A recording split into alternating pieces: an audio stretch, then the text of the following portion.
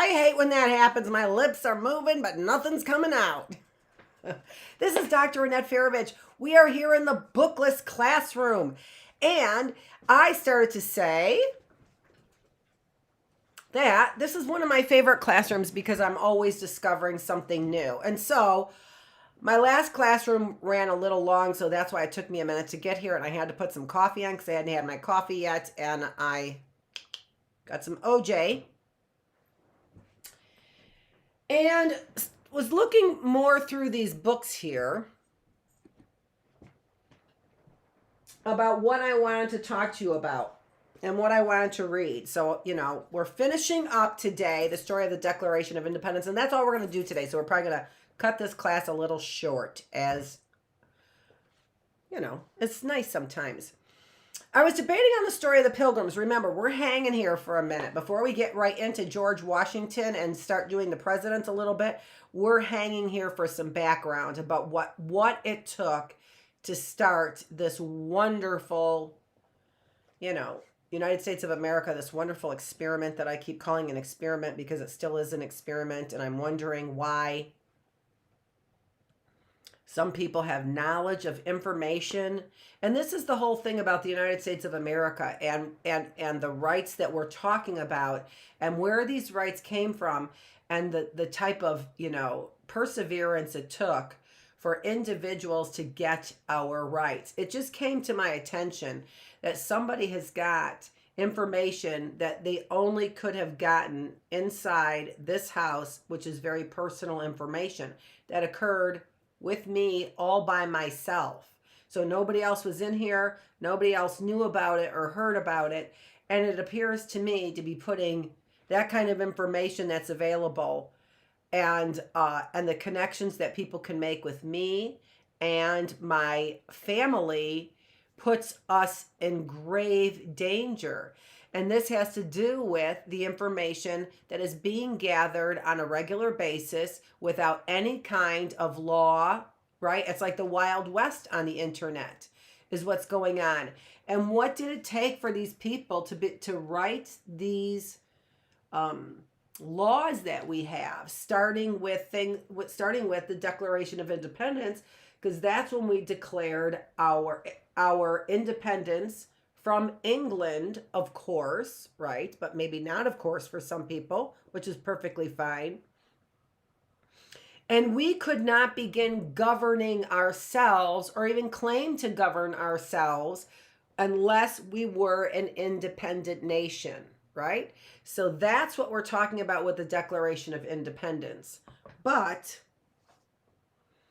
we were talking about landing here, and we read the story of Jamestown, and we read the story of Valley Forge, right? And that even is a little bit late, right? So getting our independence. And we were exploring in Louisiana Purchase. And so a lot of these dates for me, anyway, kind of run together. But it doesn't matter. It's okay. We're all talking about colonial times is what we're talking about. What happened during colonial times. And that is, before the Civil War. So before Abraham Lincoln. So we really want to get our bearings down. Who was the 16th president, I'm pretty sure. And so we want to get our bearings down long before we get into our Civil War about what it took to start this country. So today, like I said, we're going to finish Declaration of Independence. This one is by Norman Richards. Now there's another one here. It's interesting because here is R. Conrad Stine, who I've gotten to like the way that he writes.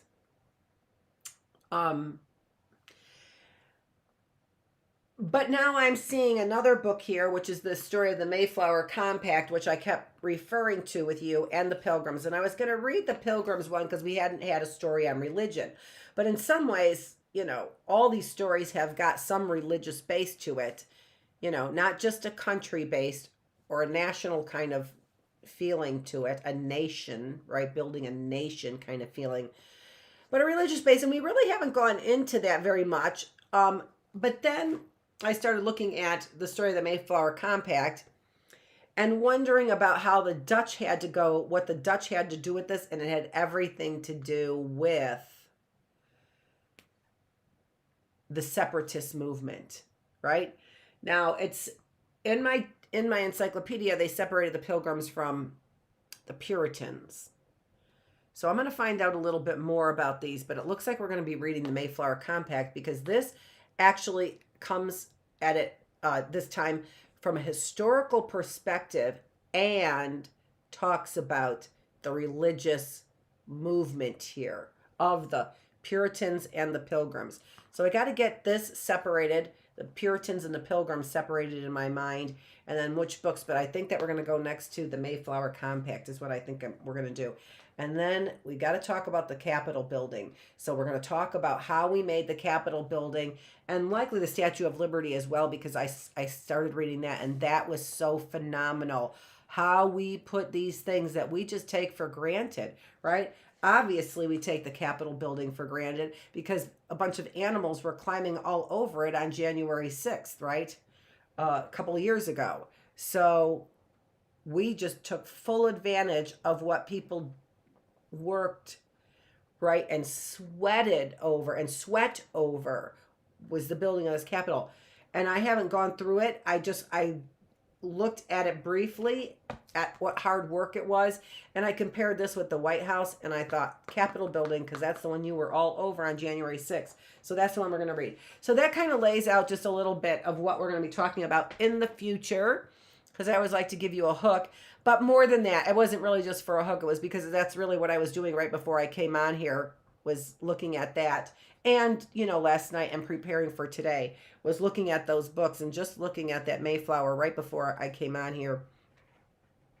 To see which one I wanted to do and to see, what kind of background I wanted to give you as we were finishing up our story of the Declaration of Independence. So let's see here so that I can refresh my memory, because that was a long time ago. This was right after the Boston Tea Party, right? So here we are getting all kinds of taxes. But if you remember, what else I said was that England began repealing these taxes. So it appeared because, right, so England needed to tax to pay for the war, right? So, all right, you guys want to be colonies on your own, that's fine, but we're going to tax you, right? We're still governing you. We're going to tax you. Or this is before the war. They had to pay for the war with France. That's what they needed. They needed to pay for the war with France, right? And so they were taxing us, but they're like, yeah, you're going to stop this taxing. And they began repealing the taxes. But by that time, it appears that the colonists were like, yeah, not good enough. Too late. So sorry, Charlie. Okay. When King George heard about it, he was furious. So this is the Boston Tea Party. Those American colonists must be forced to live under and obey English laws. Many red-coated British soldiers were sent to Boston. Their commander, General Gage, lived in the governor's mansion. Boston port was closed to all shipping. Town meetings were not allowed. The people of Boston had to provide living quarters for the British soldiers. The British military government cut off the colony of Massachusetts from the rest of America. Hopefully, the other colonies would be frightened by this punishment of Massachusetts and give no more trouble. I didn't realize that. Did you realize that? I didn't realize that. So Massachusetts was cut off. So basically overtaken by the Redcoats, English.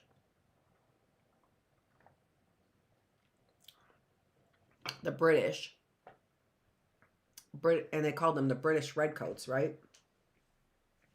So taken over by them, and basically cut them off, using them as an example. I did not know that. And we are talking about, I'm going to get a date here. 1773. And going right into 1774 because that was December 1773. Okay? All right. But people in the colonies became angry instead of afraid. They felt that the people of Boston were right in wanting to vote, choose their own leaders, and make their own laws. This was the desire of all the colonists. With Boston Harbor closed, people could not get the food and other supplies they needed. But suddenly, all kinds of things began to arrive by land from the other colonies, which is why we need a United States, MTG.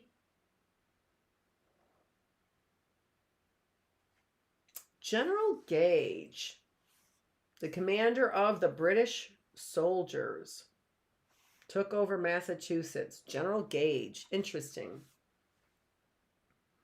But suddenly all kinds of things began to arrive by land from the other colonies. Herds of cattle were driven over the narrow country roads to Boston. Wagon loads of grain were sent in. Men on horseback brought packets of money to help the people. Cartloads of leather were sent to Boston shoemakers. Cloth was sent from New York and Philadelphia. Okay, we need to know who our friends are, and then what do we need to do? We need to help support our friends. But we need to do this with the idea that what we're fighting for is a United States. That's what they were fighting for, a United States, right? A union, fighting for the union of the colonies is what they were fighting for, right? And we're getting to George Washington and talking more about George Washington. But remember, one of the things that George Washington was a Federalist. He was for the Union, which means he was for all of the colonies coming together, being united. He was a Federalist. And what he said was that no matter eventually we'll have friends out there, but those friends out there will come and go. As the colonies, as the United States of America, we really need to stick together. So that was sort of what he was always for. And we go and we see this, what happens, right? If you have a state out there that can't weather the storm, whatever the storm is, British redcoats, they don't have food, right? Whatever the storm is, look at what happens when we're united. Wagon loads of grain are sent in. Men on horseback are bringing packets of money. Cartloads of leather were sent to Boston shoemakers. Because remember, Washington, they didn't have any shoes, right? Cloth was sent from New York and Philadelphia. That's what happens in the United States of America. Come together right now. Yikes. I know. Each of the 13 colonies always had been separate from the others, bound only to the king. Now, with the king taking away all rights to govern themselves, they began to unite. 12 of the colonies, all but Georgia, chose representatives of the people to meet in Philadelphia. This meeting became known as the First Continental Congress. We've talked about that. So see now, also reading this in different ways, we're reviewing all the things that we've been learning as well. So go back if you haven't. We've talked about it only a little bit, but we've talked about it. So First Continental Congress, right before we have our Constitution, we're getting ready for it is what they're doing. 56 men came to Carpenter's Hall in September of 1774. They talked and worked together for almost 2 months. They agreed to buy nothing from the British and to sell nothing to them and to use no British goods. They wrote a long list of complaints of the ways they were being treated as English citizens. They sent this to the king. And this is the way to do this. If you are upset, if you are really believing that we are being taken over by communism, and I happen to agree, we have got to come together as citizens of the United States of America, not communist citizens. We've got to recognize fascism as communism, right? And then we need to do things like this. Now, I understand. You try this, it didn't work. You try this, it didn't work. We need to be united in our ideas is what we need to do. We will overcome. We know that already, right? Because we are a spiritual nation. We are believers in something higher than ourselves. And we're not letting the other people take over those thoughts.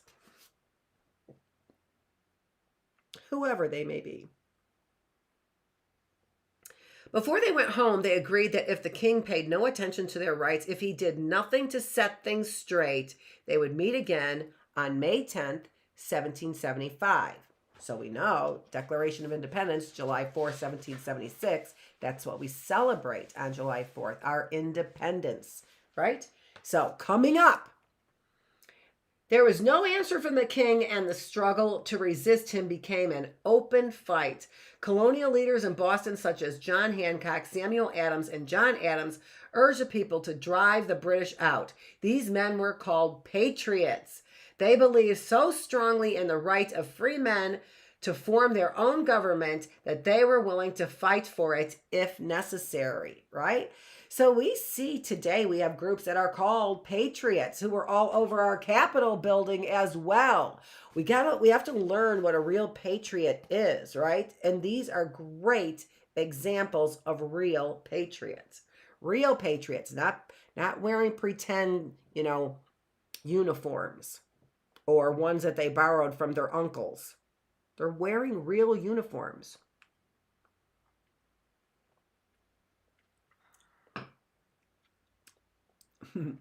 They are real soldiers.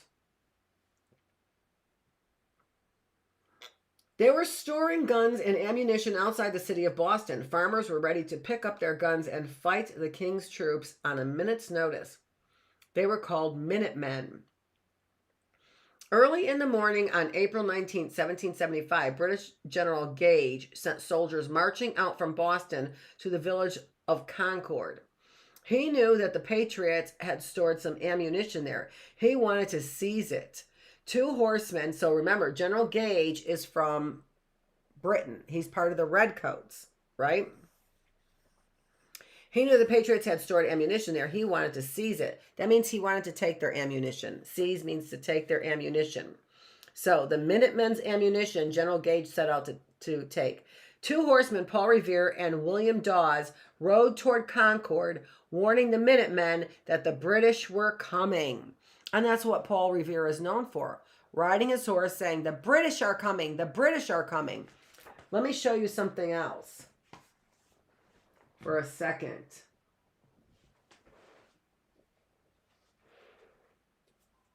Here,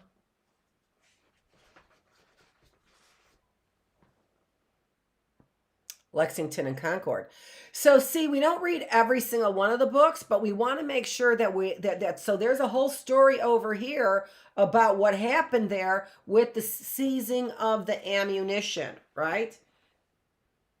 And this one is by R. Conrad Stine. I was going to say,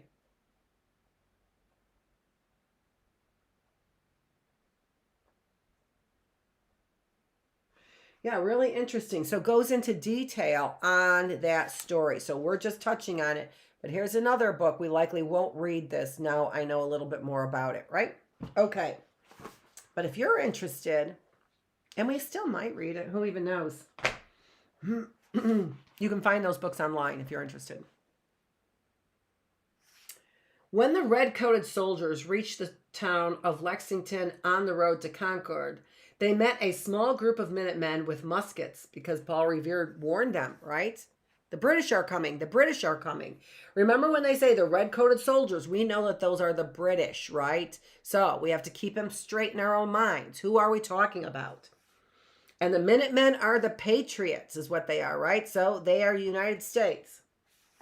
Shots were fired and several colonists were killed and others were wounded. The Minutemen retreated and the British marched on to Concord. So it wasn't enough that Paul Revere warned them. The Minutemen had gathered in larger numbers at the small bridge in Concord. A fierce battle took place. The British soldiers had to retreat to Boston. All along the way, Patriots fired at them from behind trees, bushes, and stone walls. No wonder they loved their guns. Now the Massachusetts Patriots were really furious, and most of the other colonies sent armed men to help them fight the British. They joined Artemas Ward, who was commander-in-chief of the Massachusetts troops. see how I sounded that word out? So I always start at the end. I think it's easier. Mas. I did see art, so and I just had to put that vowel in there. So for early birds for learning to read Artemas, right? Uh, the accent might be Artemas, but I don't think it is. I think it's Artemas. So some things we're not sure about even when we sound words out, right? But we can get it pretty close. And sometimes then people correct us. And those are with the accents. Artemas. Art. Artemas. Different accents. Anyway. More than 20,000 men surrounded Boston and tried to drive the British troops out of the city. They were not a well-trained army. About all they could do was keep the city surrounded and make trouble for the British troops. Remember, when we were reading about George Washington and we were in Valley Forge, they came and got a general in there to train those troops. That was the hardest part of this whole thing, it seems, is that they couldn't get the troops organized together. Finally, a military leader from Virginia took command of the Patriot Army. His name was George Washington. He knew how to lead an army, and he soon had, well, who was that person? I can't remember who trained all the army people. He knew how to lead an army, and he soon had well-trained officers and men. The British no longer laughed at those Yankee troops, as they called the Patriots. So that's how they got the name Yankees, and that's how it wasn't a very nice term for them, right? Because they look like a bunch of disorganized people from the hills, right? Is what they look like. But Washington finally drove the British from Boston, and they sailed away, leaving the people to govern themselves again. The British intended to come back with more troops and force the king's laws on the colonists. So things are getting heated up, but they got them to retreat all the way back to England. Interesting. Soon there was scattered fighting between Patriots and British soldiers in other colonies too. Some of the British leaders began to realize that they were fighting rugged, independent men who felt strongly about the right to govern themselves. Of course, why else are people fighting, right? Don't tell me what to do. I want to do it myself. And that goes back to our very original stories, right from Adam and Eve, right? Doesn't it? We see it here again. Even the same kind of thing. Don't tell me what to do. I can do it myself. It would be necessary and difficult for the British to deal with each colony separately. Still, King George refused to listen to the colonists' complaints. He insisted that they must obey the British government or be punished. The colonists were saying, but why should we be punished by British laws when we are not given the rights of our fellow Englishmen at home? We're fighting for your laws, but we don't even have them. We don't even have those same rights. You're taxing us. You're not taxing them. I don't get it.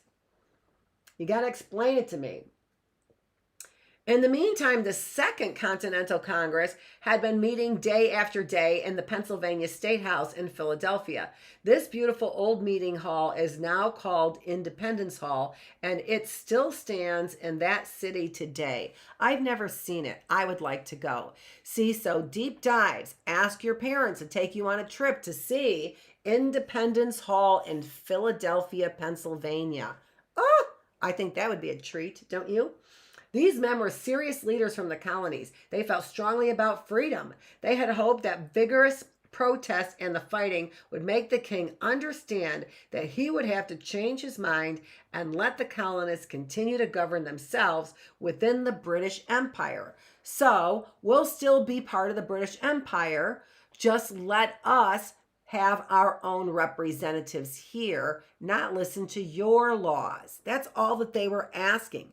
Seems like it makes sense, doesn't it? Right? So they still were part of the British Empire. Many of them at first did not want to break away from Great Britain. All right.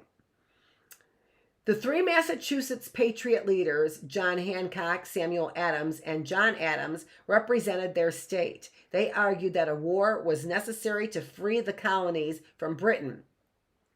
Patrick Henry and Richard Henry Lee from Virginia felt the same way. Others were more careful and did not want to go that far. They argued day after day. Makes sense, doesn't it? By the spring of 1776, more and more Americans in every colony began to believe that they must break free from Great Britain. The word independence began to be heard in cities and small towns and on farms when people gathered to talk. There was already so much fighting going on that they would have to become independent or give up all their freedom and be punished by King George. So if they really basically lost their freedom here, they would be punished for trying to be free. Of course they would, just like a slave, right? If I want to teach you a lesson, I want to teach you not to try and be free anymore, right? So you're going to have to be punished. And likely that means taxes and things like that, right? Because they had to fight against them to stop this revolt, right? So very interesting. The members of the Second Continental Congress voted to organize a navy for the colonists, and they agreed to arm privately owned ships to fight off British warships. They sent a patriot to France to ask for that country's help against the British Army and Navy. The French government agreed to help the colonies fight for their independence. Of course, France is kind of mad for what England did to them, right? So they're kind of mad. They're like, yeah, I'll help you. No problemo. And the town meeting... The members of Congress sent word home to their colonies, discussed the question of independence, and instruct us how to vote. Soon, answers came back from the colonies. Each time it was the same: vote for independence. So they're asking. So there is no formal way to have every person have a vote, but it's like, tell me what the people are saying. Tell me what your people are saying, and then let us know. And that's what they did. So they would find, like, basically people who represented the citizens, and they said, vote for independence. In the town meeting form of government in Massachusetts, each free man over 21 years of age could vote for or against independence. Men gathered in little towns and in cities to vote. Each town or city then sent a letter to their representatives in the Congress saying, vote for independence. Every town and city had voted for it. So this is so interesting. How did voting begin in this country? So that is showing you, because we had, I've asked before, how did this electoral college come about? That was the reason why we read Presidential Elections book, the last book that we read, Presidential Elections. So I was saying, how did that come about? And here we see how it slowly evolves. And then we say, oh, okay, we need a law, right? Kind of the same way with the internet that I've been saying with the internet, only they're letting chaos rule right now and purposefully not making laws that they know that they should make. And they also have examples of how to make those laws to help do the right thing. And they're not doing it. Why? For competition, right? Not comparison, not similarity, not cooperation, but for competition. Ever since the Pilgrims had signed the Mayflower Compact, Americans had believed that absolute rule was wrong. In Europe, kings ruled whether the people wanted them or not.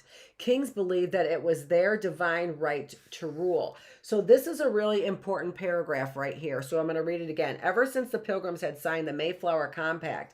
So the Pilgrims came here saying, we're ruling ourselves. I don't care what England says. And it was the colonists who ended up having to fight England, right? So the British, it was a colonist who had to fight the British. They had the guns and the ammunition. The Pilgrims were taking a religious stance saying, I don't care what you say, England. We don't follow your rule. We have a higher power that we are ruled by. And we already have a Mayflower Compact. I don't know what you colonists are stumbling on if it wasn't for the colonists. So very interesting. So ever since the Pilgrims had signed the Mayflower Compact, Americans had believed that absolute rule was wrong. In Europe, kings ruled whether the people wanted them or not. Kings believed that it was their divine right. Divine right means they were God. So if you are divine, you are godly, right? So as thinking of themselves as king and as a god, basically a god, that, and using just different terms, right? They're using the term king. As a god, I have the right to rule you. You don't have um, royal blood, right? Royal blood. You don't have royal blood. So you can't rule. And this is how we get sort of, the classes that we have, the haves and the have-nots. And what are the pilgrims saying? I'm ruled by somebody else. I don't care what you have to say, right? We're here till what time? 10:15. Okay. Americans had been living as free men, making their own laws for 150 years. So this is another extraordinary thing that I was going to mention, but I forgot. I learned it from this book when I was reading ahead a little bit. So we've already been governing ourselves for 150 years. What's going on here, right? They would never surrender this precious freedom. We've been doing it, so you either let us rule ourselves or we're going to be independent. And what are we seeing over and over again? The colonists are saying we want to be independent.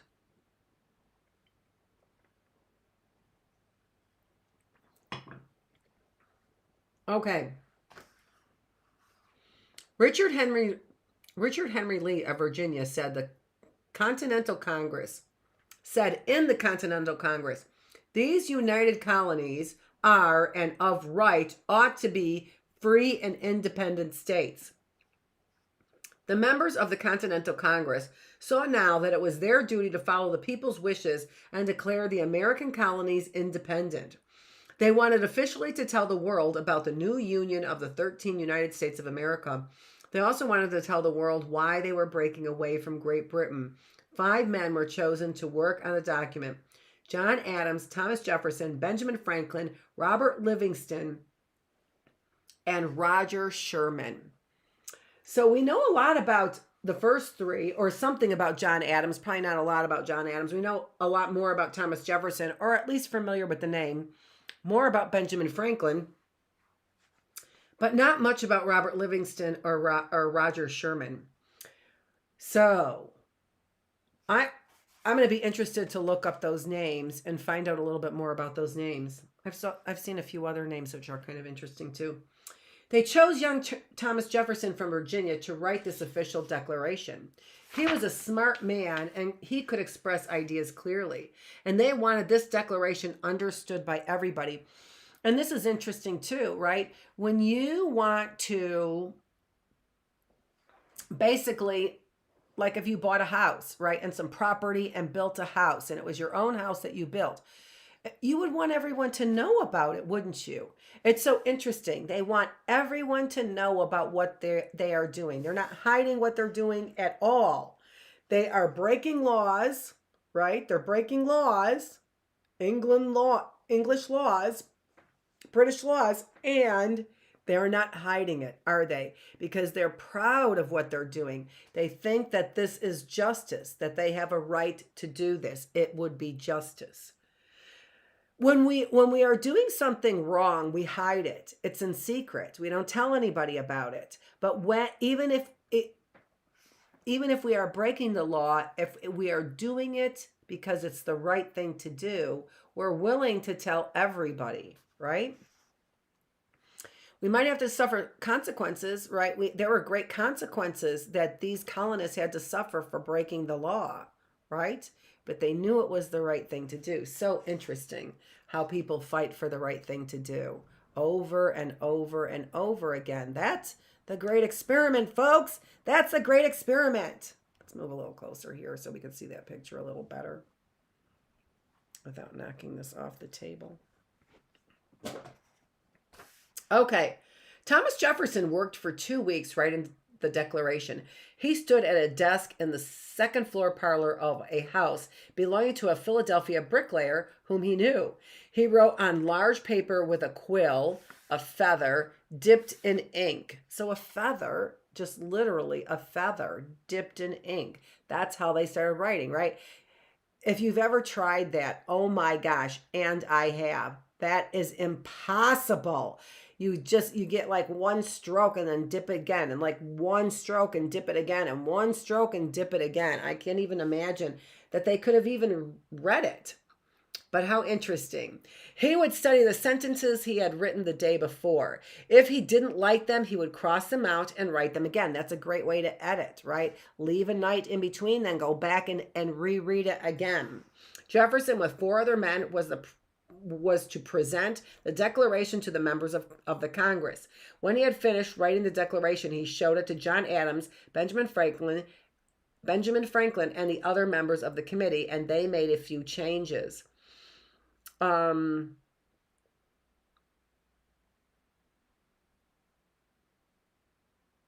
was going to say something, but it slipped my mind. It doesn't matter. I got to get reading.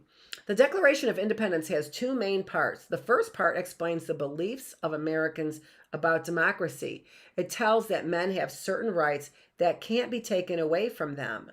The signers declared these 7 truths to be understood by everyone. Oh, isn't this fantastic? Hold on, let's read them. That all men are created equal. Number 1, that all men are created equal. Number 2, that all men are born with rights that no one can take away from them. Inalienable rights is what the Constitution says. Number 3, that some of these rights are life, liberty, and the right to try to be happy, the pursuit of happiness. Right? So we've heard this language before. Number 4, that the purpose of a government is to preserve these rights for all men. That's the reason why we have a government, is so that we can pursue life, liberty, happiness, so that we have these rights that cannot be taken away. That the government is number 5, that the government is a servant of the people and it gets its powers with the permission of the people it governs. So it's not all by itself, right? That if a government fails to protect people's rights, men have the right and the duty to change government. That men have the right, number 7, that men have the right to form new governments that will protect their rights and provide safety and happiness.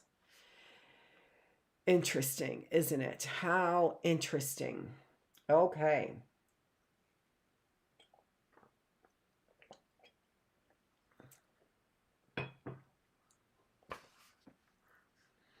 The second part of the Declaration of Independence tells how the king refused to grant these rights to Americans. It contains a long list of examples of tyranny by the king. It tells the world why the colonies broke away from his rule and became the United States of America. So even if these are good ideas, right, they still are. There is still going to be bloodshed. There still was bloodshed. They need to have a reason to justify why these 7 declarations that they are making, they have the right to make, since it's costing bloodshed, right? So why did they have the right? They listed all the things that the king did. This document was presented to like taxing, right? Taxation without representation is basically the reason for it. But they listed all of those things out. I think they've got it right here. Look at that writing. Isn't that amazing? And because that is a copy of it, because you could see John Hancock so that they could read his signature without any glasses. That's why it was so big, if you remember. But all the rest of them, they had to read it. You know, they were writing it very small to fit all on a parchment, because, you know, they were also being taxed for each piece of paper that they were being used. So you could see they wrote it really small. And that you would have to read that. In order to read that, you would have to look at it with a magnifying glass, right? Bifocals for Ben Franklin. Thanks, Ben. Okay.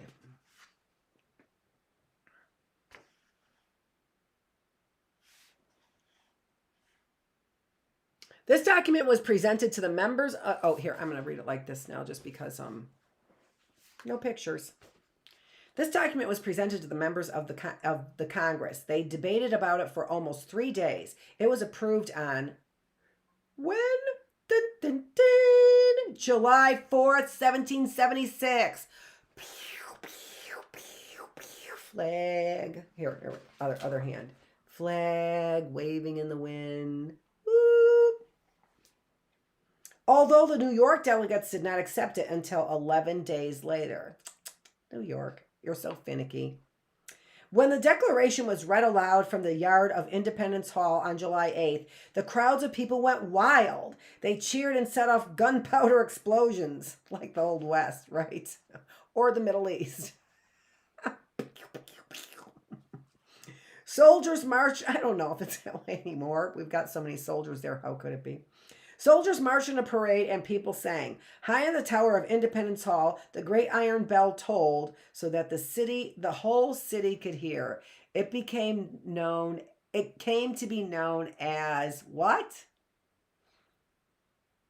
They're in Philadelphia, Pennsylvania. They are at Independence Hall. They are ringing the bell, which is called the Liberty Bell, right? Yeah. It's the Liberty Bell. It's the cracked Liberty Bell that they were ringing, right? So, I said it. It became known as what? The Liberty Bell. The parchment copy of the Declaration was signed by 50 members of Congress on August 2nd. 6 others signed it later. Several more years of war took place before the Americans finally defeated the British troops and the British decided to quit the war. It was a long, discouraging struggle. General George Washington led the American armies and was the victor when the British surrendered to end the war. The grateful American people elected Washington as their first president, and he is known today as the father of his country. Visitors come from all over the world today to see the original piece of paper, the Declaration of Independence, at the National Archives building in Washington, D.C. Another trip you could take, right? The ideas in it have appealed to people in many countries all over the world. They understand the simple principles about the rights of men, and they look to these rights with hope for all mankind. That's why this experiment has to work. We are the example for all mankind that when we have free choice, we will choose justice. We will choose the right thing to do. Let us do that, right? I mean, do we need laws? What do you think? Do we have to have laws? Will people really govern themselves in lawful ways? Or will we always have, a criminal element? And is that criminal element getting bigger and bigger? And why? I don't know. I think it's because we don't act in united ways. I think it's because we don't care about justice. What do you think? Put your comments below if you would, please. Whenever people value freedom, they remember America's wonderful Declaration of Independence. Americans celebrate Independence Day on the 4th of July. The author Norman Richards grew up in a small New England town and developed an early interest in history. Among other books that he has written, The Story of Old Ironsides and The Story of the Mayflower Compact, both of which are in the Cornerstones of Freedom series. I don't know what The Story of Old Ironsides is. I wonder what that is. A graduate of Boston University's School of Journalism, Mr. Richards has written more than 100 articles on aviation and travel. As managing editor of Mainliner, United Airlines magazine for passengers, he travels 100,000 miles a year in jets, light planes, and helicopters to cover stories. Interesting. The illustrator is Tom Dunnington, who grew up in Iowa and Minnesota. So there's the art. Okay. So we are at 10:06 and we're done. We're going to get done early. I know that, because we started, a little bit late, but I only wanted to read the one book. And we will come back here tomorrow and we are going to start on the Mayflower Compact because I want to hear a little bit more about religious freedoms that we haven't talked about.